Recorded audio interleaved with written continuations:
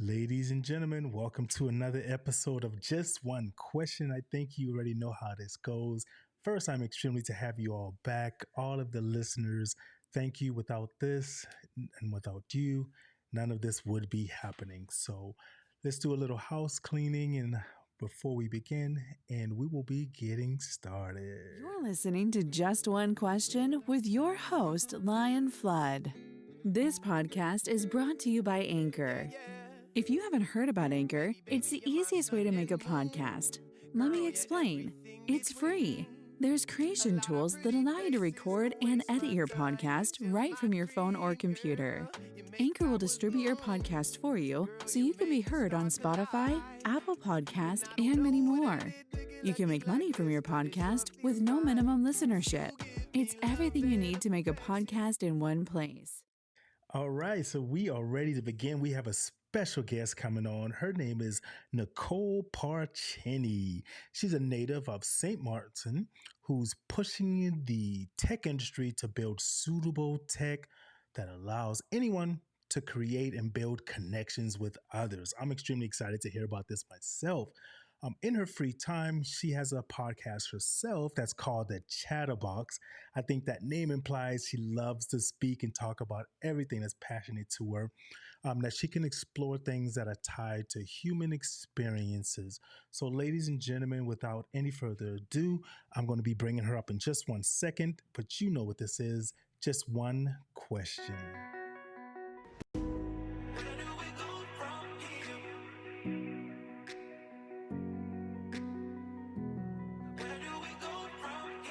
All right, so we're bringing up Nicole, ladies and gentlemen. Let's give her a big round of applause. All right, so Nicole, how are you doing? I'm doing great. Thanks for having me. Absolutely. When I heard your story, I was extremely excited to talk about it because it really motivated me. I tell you Aw. what, though, before we begin, how about you tell the listeners and the viewers and everyone out there a little bit about yourself as well? Yeah, I would love to. So, hi everyone. I hope you're having a fantastic day today. My name is Nicole. Like Lion mentioned, I grew up on a small, beautiful island in the Caribbean known as St. Martin. If you haven't been there, it's totally a place to add to your bucket list.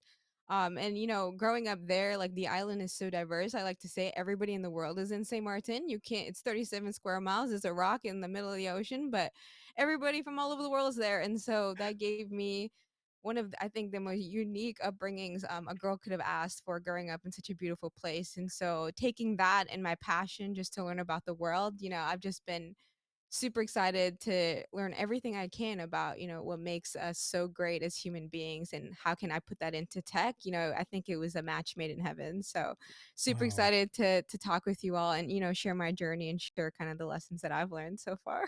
I'm extremely proud of this. So I have to ask you this now because there's one of those things when they say tomato, tomato, but which do you prefer? Or actually, what do most people who are from St. Martin say? I hear Caribbeans and Caribbeans. Like, oh, that reminds me of Billy Ocean, Caribbean Queen. What do That's you call it? hilarious. I mean, honestly, like I think it depends on the person. Like Right. I always say I'm, Caribbean person, but Okay. I think people have their preferences. Most people, I mean, like if you just were to ask me if like someone didn't really know the island specifically, I'd just say like, "Oh, I'm from the Caribbean." But Gotcha. like once you get into like the nitty-gritty of like all of these different islands that all have beautiful stories, then Mm. it's like, a little bit different. So like where I'm from, it's called Saint Martin from the on the Dutch side or Saint Martin if you're on the French side. So there's a lot of different nuances to it. It just depends like, who you ask Yeah. and where they're at. I get that because I'm from the South originally, Charleston, South Carolina, and you will absolutely have a fight with family members because we go through something that's called pecans or pecans. Oh. It kills me. So if you say pecans, then everyone's going to know you're not from the area. So that's pretty Yeah, good. it Thank you. definitely been interesting when I came to the States, and obviously there's a lot of different ways that people pronounce things, and it's always been Yeah. really funny to me because I went to the Midwest and people say like milk or like Reese's, and I'm like, what are you talking about? So I And feel you. I feel you. that leads me into what I wanted to ask you about also. With kind of your transition, I guess. So, how old when you came? What was the biggest differences in the struggles that you had when you came here from back where you were originally from? Yeah. I mean, when I came to the States, I'll be honest, like my whole childhood, essentially, all of our culture is largely influenced by the United States. So when I was a kid, like my whole childhood, I grew up thinking that America was like Disney Channel, like everybody was having the best time, like everyone, you had all of these, options for shopping and like food and everything that I thought America was like this incredible place that I just like needed to go. Cause like growing up on a small island, we have limitations in our infrastructure and just like the things that you can do. Like me being an engineer, like it's not really a common thing, on the island. But when it came to like understanding American culture, like that was something that I knew my whole life. Like so many Americans visit our island every year that for me, like meeting Americans, understanding like their history and culture, like that was my entire education system essentially. So for me, I don't think like culturally it was too much of a surprise being around people that are different from me. Like that's literally my entire life. I'm growing up on an island that's so diverse. I think for me, like getting the difference between actually living in America versus like the marketing of America, I think that took me a minute to kind of adjust to. And like even being a black female, coming to the United States where there is this different tone that comes along with race that I didn't really experience so much in the Caribbean. I think that Mm, was hard for me to adjust just because I never viewed myself like in the ways that other people would view me. And so I think like that was a bit difficult for me just because I'm a very loving person. Like I accept people for who they are, where they are at.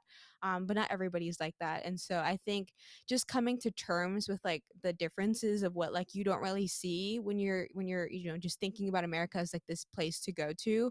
I think that was the part that was a bit more challenging for me. But honestly, I'm much a go-getter. So, whatever it is that I I was determined to get my degree, so nobody was gonna stand in the way of that.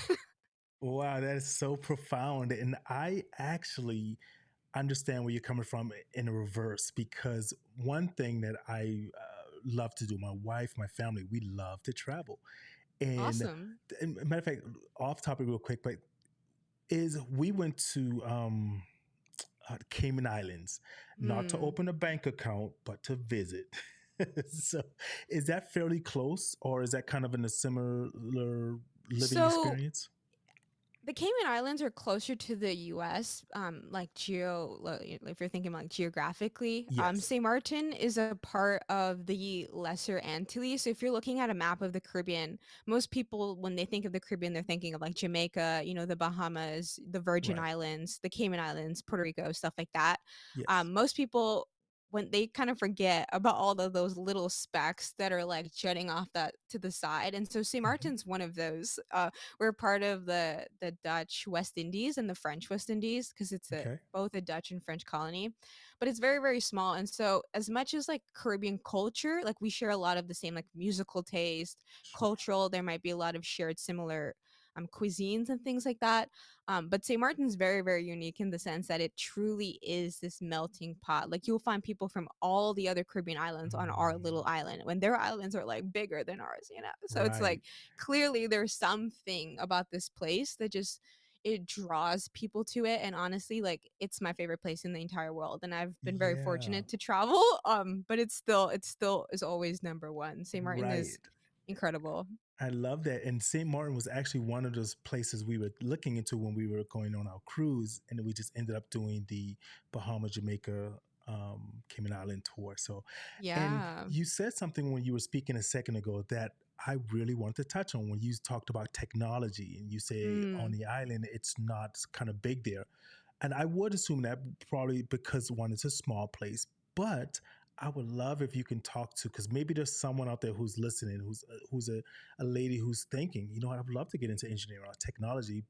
I'm assuming it's still fairly a male dominated profession. Can you talk to any of like your experiences and how you dealt with that? Or are you dealing with? Did you Yeah. see it? Anything like that? Thank you. Yeah, tech is one of those things that for me, like the reason I got into technology is not because I wanted to be an engineer, like far from it. The last thing I wanted to do was be a doctor or an engineer, just because being half Indian, like that's just the path every Indian child like is like told to be. You have to be a doctor, an engineer, or a lawyer, or you're a failure. You know, you pick your bucket. And so for me, like being kind of wanting to take my own path, I didn't want to, do the thing that like everybody else in my dad's side of the family did, which was like study engineering. I was like, I want to do something different from that. But it just so happened that like my curiosities just aligned really perfectly with engineering. I was really that kid that loved to understand the way of the world, and I loved to understand how the world worked. And growing up on a small island, as much as I learned a lot about cultures, there weren't a lot of people that could explain to me how a computer worked fundamentally. And so for me, that birthed this natural curiosity of like wanting to understand technology. And so when I was like in high school, I took like AP computer science. I was like the first kid in my school to take it, just because I wanted to understand like how do you actually program a computer? Like how do you make a computer do what you want it to do? And then that kind of just spurred my curiosity when I was applying to colleges. I kind of either leaned either it was going to be a business degree or an engineering degree, and I kind of just went based on the schools that I got into. And luckily for me, I got into the University of Michigan, which I think like has one of the best engineering programs in the country. And so I went in there kind of just like still not really sure, because again, there's nobody for me to go to say like, hey, like what does an engineer do? Like there's nobody that I could have asked that question to.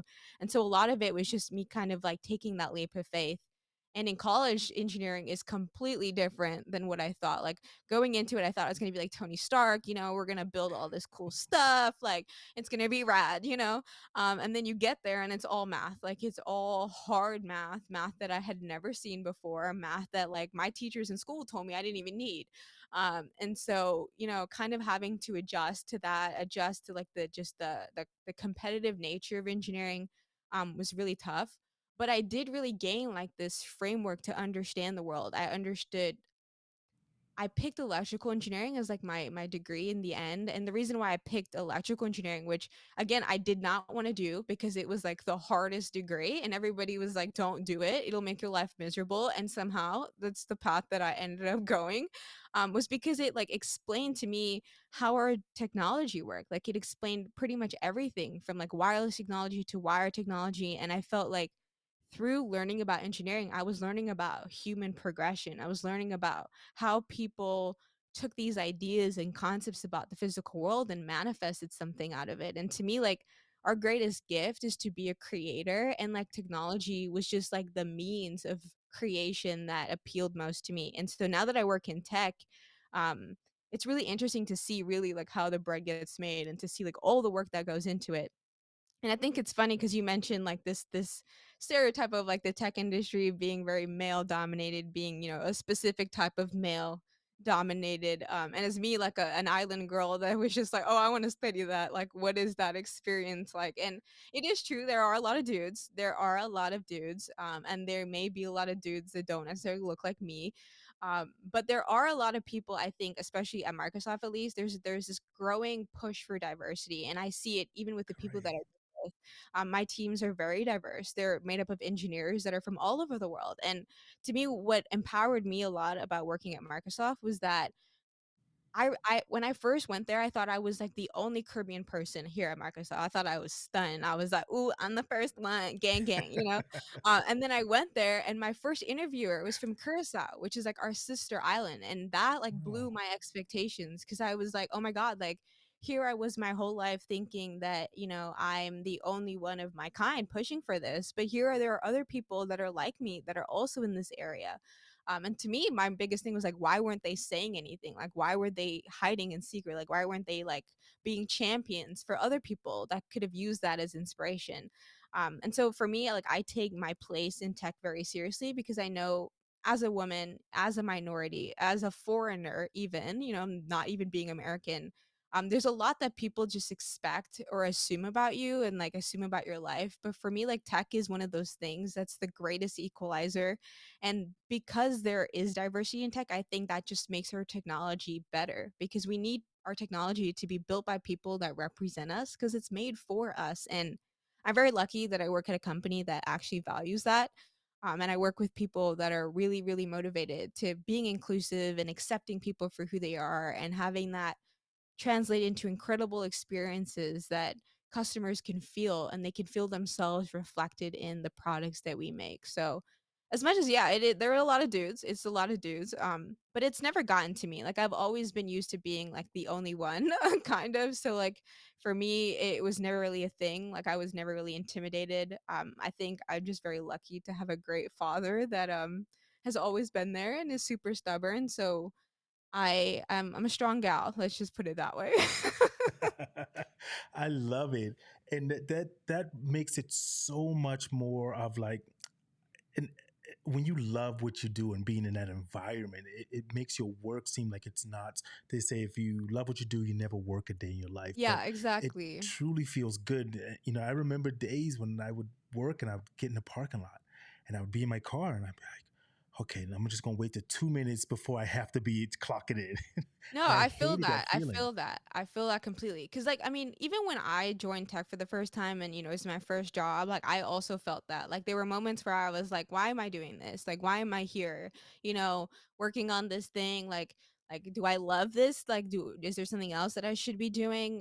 Like especially with like, there's so much with capitalism that drives a lot of, the things that happen in our world. And I was just like, am I really like, is that something that I should be putting my energy to? Like, is that Yeah, worth it? But I think I am very lucky that I'm in a place now where I feel like I'm really, like you said, like it's play for me. It doesn't feel like yeah, work. And I think a lot of that was like through cultivating my mindset, finding the right people, finding the right allies that support you, that amplify your voice. And then I think for me, it took a lot of just inner reflection to find out what was important to me, like what was valuable for me and what made me being here worth it. Because at the end of the day, it's my time, right? I get to choose where I spend it.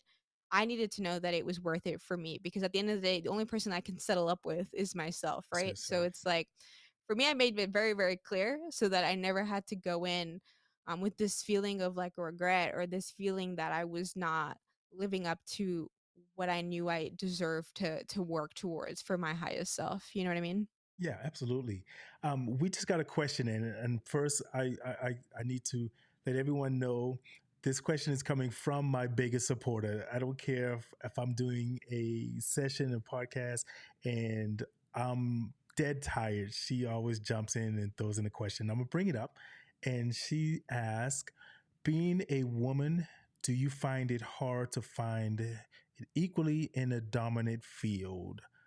I think we kind of touched on that, but I guess that's a question that do you find it Yeah. I hard? mean, you see, the thing is like, I think it depends on the people that you're around, right? The people make your experience. And I think, like, in engineering, have I found it where, like, I felt like people were mean, you know what I mean, for no reason? Or, like, I felt like they were in their ego, like, trying to flaunt or, like, trying to make it seem like they were better than. Yeah, of course, there are people like that. But there are also incredible engineers that are, like, absolutely passionate. They're the people that you hope are the people building your technology. They're like, die hard, love what they do, and they're so smart and so brilliant, and Yes. they're not like holding back their intelligence. They want to share that with people. But I mean, I think like in any job, there's going to be people that are insecure, and that insecurity manifests as like, cattiness or whatever. But again, if you know where your boundaries are, if you protect your energy, then that stuff doesn't get to you because you know why you're there. And like, that stuff, it just like hits you and it, falls off. Yeah. It's not even relevant. Great. Thank you for that. I want to share a story with you really quick Yeah. in regards to engineering. Because when you were speaking about that, the intelligence and how they share it, this just made me rethink of this. So, most who do know me as well, I am a professional magician. And so here Wow. in Las Vegas, so I'm in the casinos performing, traveling around the world. I've been to a lot of places performing. And I will never forget the one time that I was performing at like a little convention for engineers. I will tell you that I thought it was the worst performance of my career. I am literally on stage doing my things, and usually people are laughing, clapping, enjoying it. No one, stone faces. After it was over, I went to the person who hired me and I said, "Hey, you know what? I don't know what happened. Maybe I'm just off." And it came to me and she said, "No, they loved it. Everybody's talking about it." And I'm like, "What?" And so we went into the room, we started talking to people, and all they cared about was, "How did you do it? trying to figure it out. And I was like, I thought you guys hated this. And they're like, no, we loved it. Their brains, I think, was just trying to work it at the time I was performing versus Definitely. just trying to enjoy it. Sounds So like an engineer, you know? I mean, engineers are very analytical and very sus about everything. And I think like I'm the way that same way too, where it's like when for me the reason why I became an engineer was not because like, oh, I wanted to like have this title of like an engineer. It was more of like I wanted to understand things. Like I wanted to understand how it worked. Like I want to understand like how does this happen? Like how are we able to do this stuff? And I think that natural like wanting to problem solve is just like yeah. how engineers are, you know? Ah, So that makes gotcha. total sense to me. Yeah. Was there a point in time through all of that math? Because I know when I was in school, I loved math. I took all my things, like you said, they say you wouldn't use. Was there a time during that process where you felt like, oh, this is too much? I may want to give up because I Oh, wasn't expecting that. yes. Oh, my freshman year, I remember distinctly. I was like taking like all of Michigan's Weeder classes, which are the classes that they make that are all like your prereqs and you have to take them and they're like super difficult for no reason. I remember I was in my dorm room crying to my mom because I was like, I don't know, like I'm like I don't know if I meant for this. Like I didn't expect it to be like this and I felt so guilty because like here are my parents, we finally come to the United States. They sacrifice everything for me to be here. And here I am, like not even doing as well like as I was doing in high school. Like I was like a number one kid, you know, and like coming to a school where like I was like I felt like I was struggling and like things just weren't making sense to me. Where like you know back on the island everything came so easily. It was really really hard. And so yeah, there were many moments where I really was like, I don't know, like, is engineering really for me? Like, am I gonna make it? Because many of my peers were being told like, oh, like, I don't know, this is for you, like maybe you should switch into something else. Like one of the things that I personally think is unfortunate, but I guess it's just a trend I guess for folks, is a lot of the black engineers especially will transfer out of the degree that they originally intended to go in for. So a lot of them will initially say like, oh, I want to do CS or I want to do ME or something like that, or chemical engineering, and then they see how hard it is, and then they're like, okay, I can't do this, so I'm just gonna go switch to an easier degree. And to me, like that's so heartbreaking because it's like the whole point is for us to be able to persevere through these challenges. And so for me, like giving up was just not an option. Just be I guess it's that immigrant mentality. Like for me, giving up was just not feasible. And I ultimately like I found ways to balance it. So I found ways to make it not as daunting if I'm like taking a lot of courses that I know are very, very heavy that semester. I also make sure that I took classes that were going to be more fun, classes that had nothing to do with engineering so that I had that balance.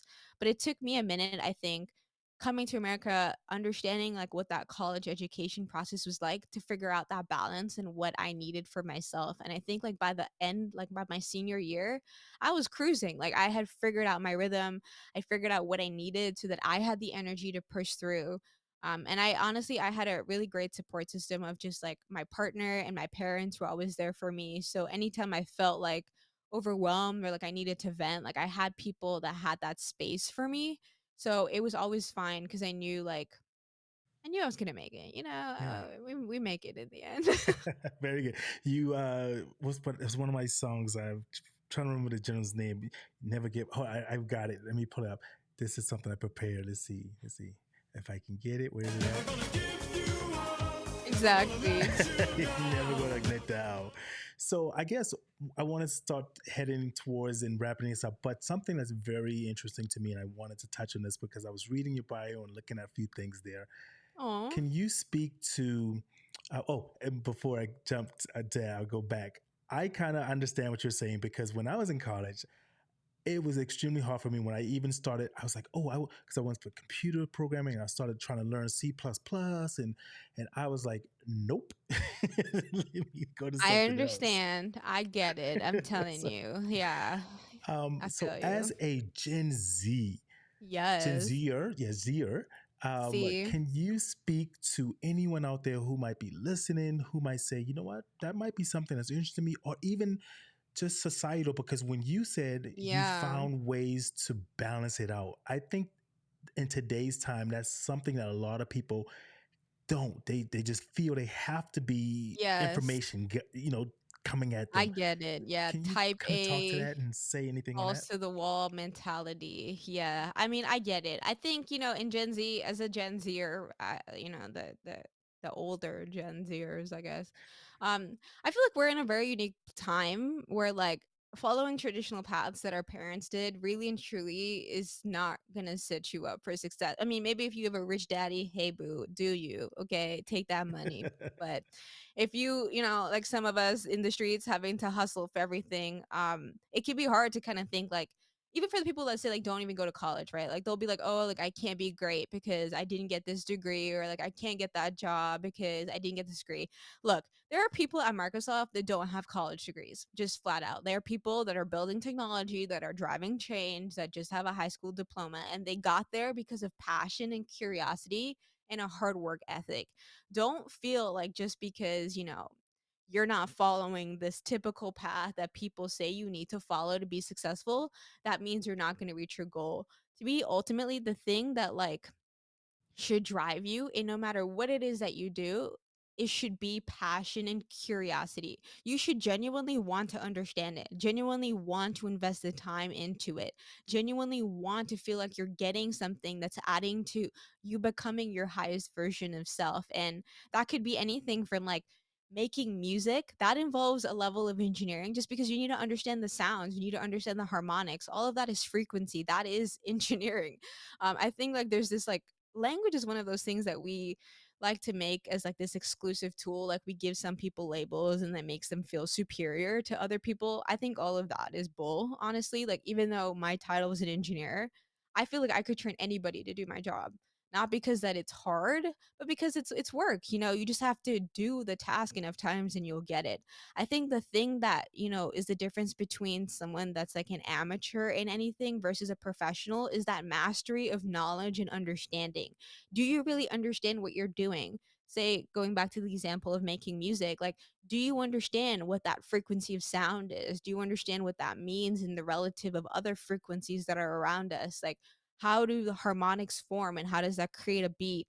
All of that, all that fundamental understanding makes you an engineer. And so it's like, to me, Gen Zs have like the most freedom and the most access to knowledge to do whatever it is that they want to do. Whatever it is that you are passionate and curious about, you want to launch a brand, you want to start a business, you want to create a podcast, you want financial freedom, all the all the information you need is a question away. All you have to do is open your browser, whether it be Bing, Google, whatever, type in that question that you've been wanting on how to do the thing that you know you've always wanted to do, and just go for it. Like literally the information's at your fingertips. All you have to do is ask that, like you said, that one question, take that first step, and babe, you're already on the path to success. Like people like to look at companies like Facebook and Microsoft and they're like, oh, these are these huge giants. No, they started off small. Like it started off with Bill just coding in his basement, and he had to learn C++ or whatever to do that, and it's organic growth. Like, but the thing is, if you have a mission, screw a goal. We can flaunt goals. If you have a mission, something that like drives you to your core, is your reason for waking up every day, go after it. And I can assure you, if you spend enough time at whatever it is that your mission is, because you are so dedicated to it, because you're so focused on it, and you're spending every waking hour, every free second, like trying to manifest that, it will grow, because that's what things do naturally. It's just whatever you put your attention to, whatever it is, that will grow. So the thing is, what are you curious about? What do you want to learn? What are you passionate about? And go after that. Like, and don't compromise. I hate to see people, especially our age, that get um their dreams broken, because I know what it's like, to be told that you're not going to make it. Like even where I'm from, people told me I wasn't going to make it. Okay, they told me I was not going to be an engineer. Nevertheless, they couldn't imagine me working at Microsoft, and so if I had believed those people, I would have never even left the island.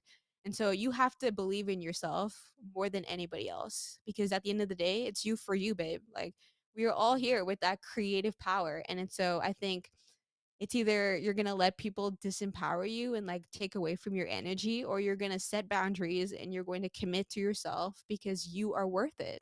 And it's, yeah, it's just Wow. that simple to me. So, Wow, thank you for that. That is so enlightening, and it makes me really think about sometimes when I would talk to people is that they would say, you could be a motivational speaker or something like that. And I was like, no, I don't want to, because someone can pay all this money to go and hear someone speak and be motivated, but then they walk out and they, oh, I'm gonna go do this, and 2 weeks later they're like, oh, I didn't know it involved that. There has to be a fire and a dedication. One of my favorite sayings, and it's counterintuitive, some people say, but your desire to succeed needs to be stronger than your desire to fail. People's like, I don't desire to fail. Failure Well, is nothing. Like, I think people are too scared of failure. Like it's okay. Like it's fine. You fail, you made a mistake, you get back up. Like, yeah. look, I started a nonprofit by myself. You think I knew what you needed to do to start a nonprofit? Not at all. I have no clue, but a girl is doing it though, right? A girl is doing it. Like we There take you go. steps, right? Like you have to take the first step, right? You can't just run the marathon. You have to train, right? You got to start small, but if you keep at it, if you keep dedicated to it, you will be better. And I bet you will be the fastest person in that marathon if you just keep taking those steps. So I think it's just like, yeah, like finding whatever it is that you love, finding whatever it is that speaks to you and just going for it. Because I mean, Yeah. we have this life to play and to create. Like, what's the point of like working for someone else's dream and knowing that you never got to try that thing that you've always wanted to do? Or like, it's little things. Like it doesn't even have to be a whole project. Like maybe you just want to start pottery, you want to try it, and hey, you try it, maybe you don't like it, you learn something. You learn some skills. Like you can share that knowledge with other people. So to me, failure is not it's not that big a deal. Like who cares if you fail, right? The fact is that you tried. Like trying is so important. Trying doesn't get enough effort. Like you took that shot, like you took that risk, and that is incredible. Like Thomas Edison failed how many times before he That's made the light right. bulb? You know what I mean? Like you got to keep at it. Like mastery is not the first time. Like you got to keep at it. Yeah. And is there anything that we missed that I didn't cover that you'd like everyone to know? I know you mentioned Um, your charity, Empower You, if you want anyone to know that. yeah. I I put, mean, yeah, go ahead. Sorry. no, it's all good. I mean, yeah, if folks want to, hear more, like I do have a podcast called The Chatterbox. It's, everywhere that you would stream a podcast, so if you're looking to, hear more about me or like hear kind of the people that are from where I'm from, then totally check it out. It's a cool thing, it comes out every Friday. But Every yeah, my Friday. nonprofit Empower You is all about really creating inclusive spaces for Caribbean leaders, people that look like me, people that are minorities, they need that supporting community to help inspire them to go about launching their career in whatever it is that they want to do. So if that's something you're interested in, if you want to learn more, definitely check out our website, empoweryou.online, and that's empower you, like empower with the letter u dot online. Okay. um and yeah, like we really cater towards supporting Caribbean students so that they don't have to essentially go through the hurdles that I did. We really are trying to invest in social entrepreneurs that are making a difference and actually seeing that impact of like thinking local, acting local, and having that manifest and multiply globally. So I think like, no matter what it is that we do, the community is so important. And so for me, like as someone that's had this privilege to leave the island and to further my career, it's so important that I give back to the community that helped raise me. And so Empower You is my way of doing that. And if that speaks to you, if you want to donate, we would definitely appreciate it. But yeah, that's all I've got. I mean, I look forward to connecting with you guys. Definitely check out the Yes. pod. And yeah, if you have And any questions for me, definitely reach out. I'm more than happy to connect with people and help them in their journeys. yeah, So perfect. And for our viewers, I have put those information up on the screen. And for our listeners, we'll ensure that it's inside of the notes so you could be able to find those. And one little thing awesome. also, when I hear this, I know sometimes people may not understand it. So for the listeners, the chatterbox is with an A. It's TheChatta box, BOX, See, right? you got Sometimes a little Caribbean, slang in there. But yeah, the kata box with a. Yeah, so perfect. Well, I have absolutely enjoyed this. I think that's it, unless there's maybe anything else you want to just throw out there. Any final No, I'm thoughts? just so grateful This for is the empowering. opportunity, and getting to talk to your audience. I really do believe we're all creators. We are all blessed with incredible talents, but I feel like our world disempowers us. It makes us feel like we're irrelevant in the grand scheme. Yeah. And I'm here to tell you, babe, like you matter more than you realize. And so just know that there's people out there that love you, that are rooting for you, and that want the best for you. So yeah. Mm, wow. I want you to stick around for just 1 second. I just need Yeah, no to do the worries. house cleaning and get this up. So, ladies and gentlemen, thank you all. Make sure you stay tuned for our next episode because we have an author in the book who's going to be speaking about some of the struggles that she went through. And she's going to talk to some people who maybe can relate to that. So, on our next episode, let me just ensure that we have this here. We're going to be having Martha Hoy. She's going to be coming up in just 1 second.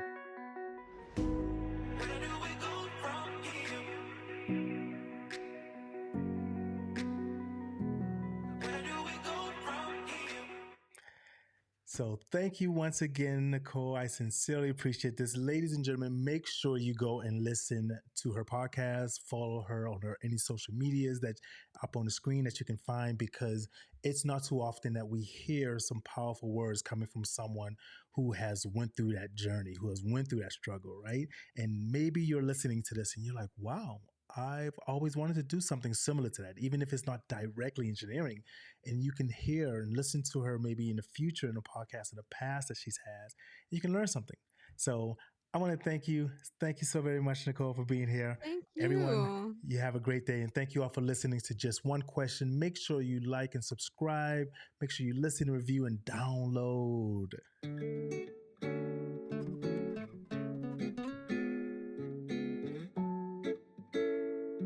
Yeah, yeah. Baby, baby, you're my sun and moon.